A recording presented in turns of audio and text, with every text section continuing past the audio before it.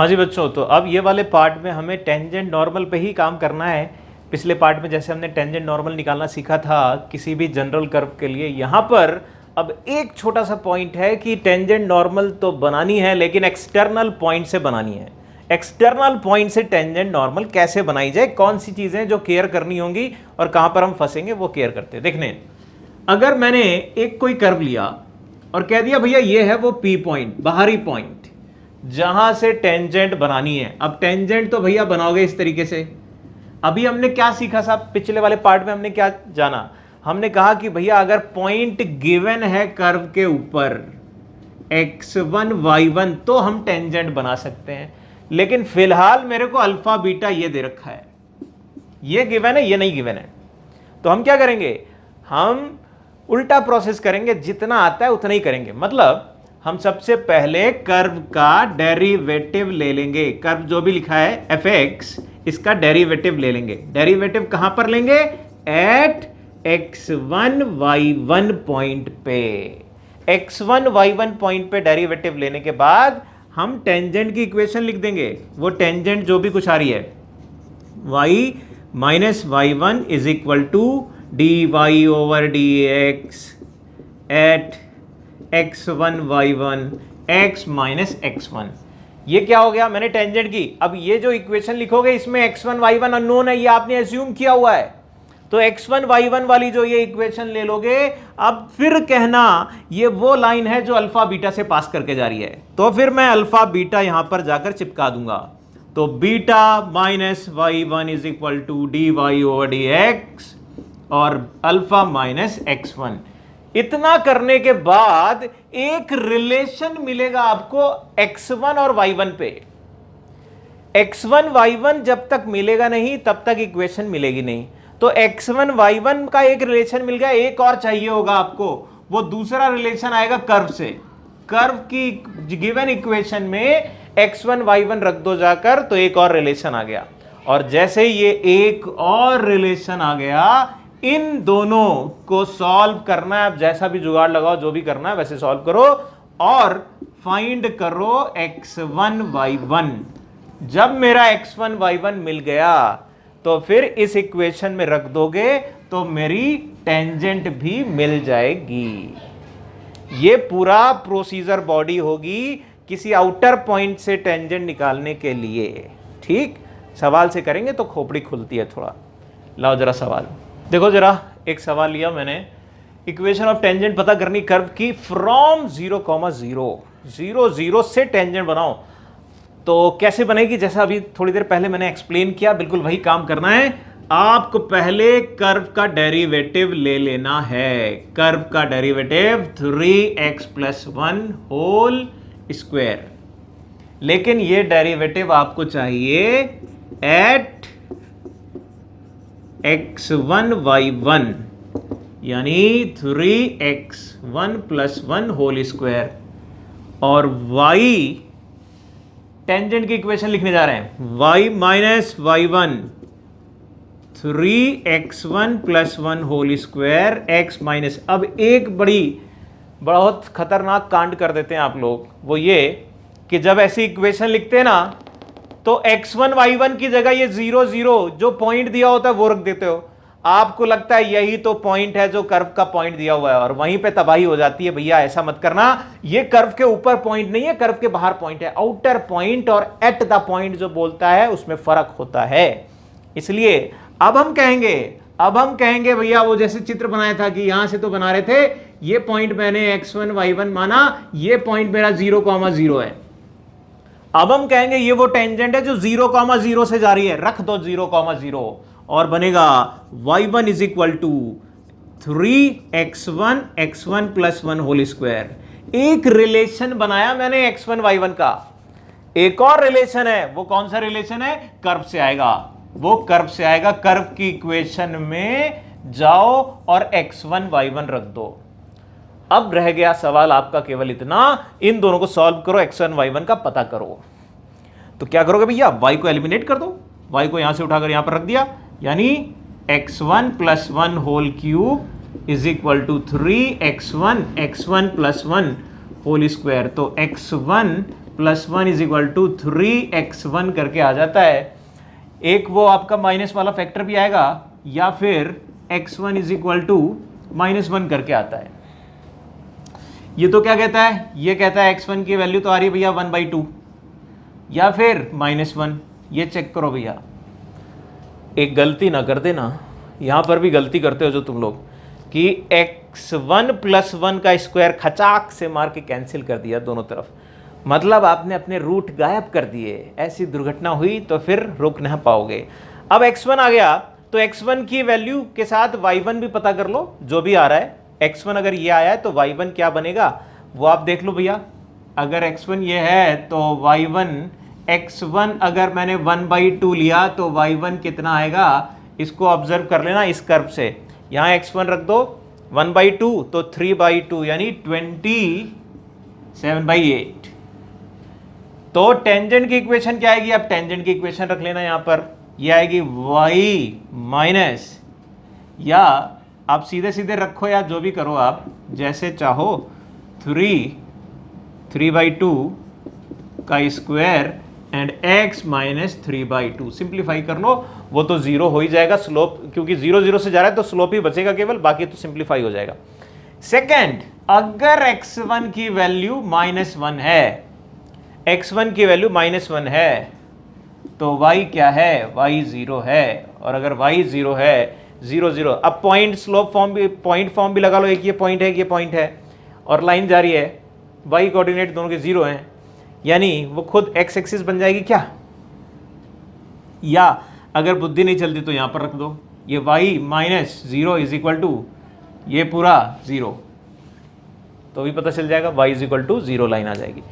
ठीक, मेरे ख्याल से बात समझ में आई होगी जो मैंने यहाँ पर एक्सप्लेन करा कि आउटर पॉइंट से टेंजेंट। जो जरूरी बातें वो यही कि ये ना सोचें कि ये आपका खुद पॉइंट दिया है, इसी पे मेरे को डेरिवेटिव निकाल कर x1 y1 रखना है ना, x1 y1 इस बार मिसिंग है, तो उसको लेकर मेरे को टेंजेंट लिखनी है। बाद में जाकर मेरे को फटाफट दो इक्वेशन सॉल्व करके x1 निकला y1 निकला, कर्व की इक्वेशन टेंजेंट पे रख दिया, आंसर आ गया। ठीक, तो एक और लेते हैं, लो जी देखो जरा, एक और सवाल लिया मैंने, equation of normal drawn to, एक कर्व दिया हुआ है फ्रॉम कोई आउटर पॉइंट। नॉर्मल की बात करनी है इस बार आउटर पॉइंट से, कोई दिक्कत नहीं, समझते हैं क्या कह रहा है।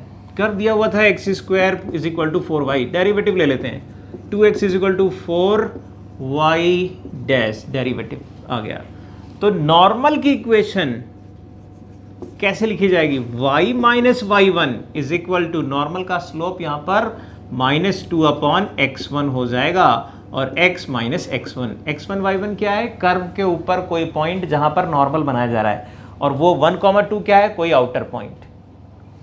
फिर अगला काम क्या करना है, 1,2 से ये नॉर्मल पास करके जा रहा है, तो 2 माइनस y1, याद रखना x1 y1 की जगह ना रखना, xy की जगह रखना, ये 2/x1 1 माइनस x1। थोड़ा सिंप्लीफाई कर लो ताकि बात कुछ आसान दिखना चालू हो जाए, और हाँ आसान दिखना चालू हो गई, एक रिलेशन बन गया। हमने फिर बताया था कि भैया एक रिलेशन यहां से बनेगा और एक रिलेशन ये पॉइंट कर्व को, अब वो x1 y1 सेटिस्फाई करेगा ही करेगा, तो x1 is equal to 4y1, ये दूसरा है। इन दोनों रिलेशन का यूज करो फटाफट। यहाँ y1 की वैल्यू यहाँ पर रख दी मैंने, x1 square divide by 4 is equal to 2, तो भैया x1 की वैल्यू तो आ गई 2 आ रही है। x1 अगर 2 है तो y1 क्या है, x1 अगर 2 है तो y1 कितना है 1। लो भाई x1 और y1 मिल गया, x1 y1 मिल गया, तो यहीं पर जाओ और सीधे सीधे सीधे वैल्यू रख दो, y minus 1 is equal to -1 x minus 2, simplify करो, यही है हमारी नॉर्मल की इक्वेशन। ठीक, तो ये तो वही अप्रोच जो बता रहा हूँ यहाँ पर, बट मैं एक और चीज़ आपको बताना चाहूँगा। 11th क्लास में आप सब लोगों ने कोनिक सेक्शन पढ़ा हुआ है। कोनिक सेक्शन में टेंजेंट और नॉर्मल की क्या क्या इक्वेशन होती है हर कोनिक के लिए, वो एक पेपर में साइड में लिख लो, इस जगह जहाँ भी यूज़ हो तो डायरेक्ट भी यूज़ कर सकते हैं। अगर ये वाले सवाल को मैं पैराबोला के कॉन्सेप्ट से करूँ तब भी हो जाता है, और वो इनफैक्ट इससे थोड़ा सा ईजी रहता है। तो अगर वो वाली चीज़ भी याद है तो उसको भी साइड में रखो कि एप्लीकेशन ऑफ डेरिवेटिव तो पढ़ रहे हैं, हम तो सिखाएंगे इस तरीके के मेथड, लेकिन वो भी करोगे वो फटाफट होंगे, जल्दी होंगे। इसलिए अगर आपको डायरेक्ट इक्वेशन याद है कर्व की, तो वो कर्व की इक्वेशन एम स्लोप में मान ली, एम स्लोप की टेंजेंट मानी, फिर कहा कि वो 1,2 से पास कर रहा है, रख दो, एम की वैल्यू निकाल लो, मिल गई बात, खत्म। तो वो थोड़ा आसान पड़ जाएगा ऐसे सवालों के लिए अगर करेंगे तो। ठीक, एक और सवाल लेते हैं, लाओ जरा देखो ना जरा, एक और सवाल लिया मैंने, क्या कह रहा है, tangents are drawn from origin to the Y is equal to sine X वाले कर्व पे और point of contact lie on the curve, ये वाला प्रूफ करना है, प्रूफ दैट। कह रहा है कि Y is equal to sine में ओरिजिन से टेंजेंट बनाओ और जो पॉइंट ऑफ कॉन्टेक्ट हैं वो इस कर्व को सेटिस्फाई करेंगे, ऐसा प्रूफ करके बताया जाए। यानी कहना ये चाह रहा है, जब हम साइन का ग्राफ बनाते हैं ऐसे करके, तो रुक जाना, जब हम साइन का ग्राफ बनाएंगे और अगर साइन के ग्राफ को ऐसे करके खूब बना दो, तो भैया ओरिजिन से टेंजेंट बनानी है। ओरिजिन से टेंजेंट, सबसे पहली टेंजेंट तो मैं ये कहूंगा कि भाई यहां बनती नजर आ रही है, फिर कहूंगा यहां से अगर टेंजेंट बनाओगे तो ये गई टेंजेंट, यहां बन गई, फिर कहूंगा इसी तरीके से आगे बनाओ तो ये इधर बन गई, सिमेट्रिकली दूसरी वाली साइड पे बनती जाएगी। जो ये पॉइंट ऑफ कांटेक्ट आ रहे हैं, ये जो पॉइंट ऑफ कांटेक्ट आ रहे हैं, बोला गया इनका ही पता करना है, ये किसके ऊपर लाई कर रहे हैं। तो कोई दिक्कत की बात नहीं, अप्रोच अपनी वही सिंपल सी है कि पहले तो कर्व लिखा है, इस कर्व का डेरिवेटिव ले लिया जाए, डेरिवेटिव एट x1 y1, वो आ गया cos x1, और y1 is equal to sign x1 तो होगा ही होगा, कर्व पे सेटिस्फाई कर रहा है, और टेंजेंट की इक्वेशन लिख ली, y minus 0 is equal to, क्या लिख रहा हूं, y minus y1 is equal to cos x1 x minus x1। फिर मैंने कहा ये टेंजेंट ओरिजिन से पास करके जाएगी, ओरिजिन रख दो जाके भैया, ओरिजिन धीरे से रख दिया, ओरिजिन रखने के बाद रिलेशन ऐसा एस्टेब्लिश हो गया। अब सवाल में दो बातें हैं, एक ये रिलेशन और एक ये रिलेशन। ये वाले रिलेशन को और अच्छे से लिखो, cos x1 is equal to y1 upon x1। अब मेरे को जो कर्व बनाने को बोला था वो कर्व में साइन और कॉस नहीं आ रहे थे, तो उनको एलिमिनेट करना है। तो एलिमिनेट करने की बुद्धि तो चल गई आपकी, आपके दिमाग में आ गया, क्या आ गया आपके दिमाग में कि साइन स्क्वायर और कॉस स्क्वायर कर लिया जाए, वैल्यू 1 हो जाती है। यानी ये आ गया y1 का whole square plus y1 upon x1 whole square is equal to 1। यही है वो रिक्वायर्ड कर्व, सिंप्लीफाई करो, आपका आंसर मिल गया। ठीक है, तो ये आउटर पॉइंट से मैंने टेंजेंट वाली चर्चा करी। इसी में एक और सवाल करूंगा जो आउटर पॉइंट वाला नहीं है, लेकिन दो कर्व के बीच में अगर कॉमन टेंजेंट निकालनी है तो कैसे निकालते हैं, वो सवाल ले रहे हैं, जरा उसी के थ्रू एक्सप्लेन करेंगे। लाओ देखना जरा, एक सवाल लिया है मैंने, दो कर्व दिए हैं, उनके बीच का कॉमन टेंजेंट पता करना है। तो कभी भी दो कर्व के बीच में कॉमन टेंजेंट कैसे पता करेंगे अगर हम एप्लीकेशन ऑफ डेरिवेटिव से प्रोसीड कर रहे हैं। तो पहली चीज, अगर वो दो कर्व गिवन हैं तो उन दोनों कर्व के लिए मेरे को डेरिवेटिव तो लेना ही पड़ेगा। मैंने डेरिवेटिव ले लिया,